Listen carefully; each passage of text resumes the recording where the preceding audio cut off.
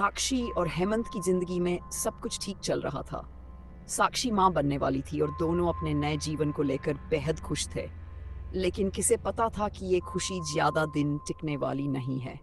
हालात ऐसे बने कि दोनों को अपना घर छोड़कर एक दूर दराज के गांव में शरण लेनी पड़ी। एक ऐसा गांव जहां सन्नाटा ही सन्नाटा था और चारों तरफ बस गन्ने के घने खेत फैले थे। वहां उनकी मुलाकात हुई एक बुजुर्ग दंपति भानु और भारती से, जो उन्हें अपने घर में जगह देते हैं। शुरुआत में सब कुछ सामान्य लगता है, लेकिन जल्द ही अजीब घटनाएं साक्षी को परेशान करने लगती हैं।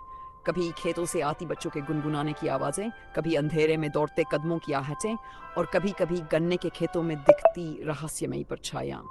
साक्षी डरने लगती है, लेकिन हर कोई उसे यही कहता है कि ये सब उसका वहम है।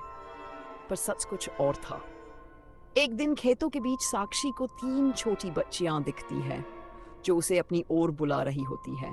डर और जिज्ञासा के बीच उलझी साक्षी उनके पीछे चल पड़ती है और फिर अचानक वह बेहोश हो जाती है। जब होश में आती है तो भारती उसे समझाती है कि इस गांव के कुछ राज हैं जिनके बारे में जानना अच्छा नहीं। लेकिन अब सब्र का बांध टूट चुका था। साक्षी ने ठान लिया था कि वह हर हाल में सच का पता लगाएगी। जैसे जैसे वह सच्चाई के करीब जाती है, एक एक परत खुलती जाती है। उसे पता चलता है कि इस गांव में बेटियों को अभिशाप समझा जाता था। जिन लड़कियों का जन्म होता, उन्हें मार दिया जाता और उनके छोटे छोटे शव खेतों में दफना दिए जाते। वही बच्चियां अब आत्माएं बनकर खेतों में भटक रही थीं, न्याय मांग रही थीं। लेकिन असली झटका तो तब लगता है जब साक्षी को पता चलता है कि उसके अपने पति हेमंत ने भी लालच में आकर उसे धोखा दिया है।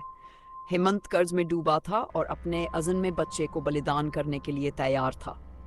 अब साक्षी के सामने सिर्फ 2 रास्ते थे, या तो हार मान ले और सब कुछ खो दे, या फिर अपने बच्चे के लिए, उन मासूम बच्चियों के लिए लड़ाई लड़े। और साक्षी ने हार मानने से इनकार कर दिया।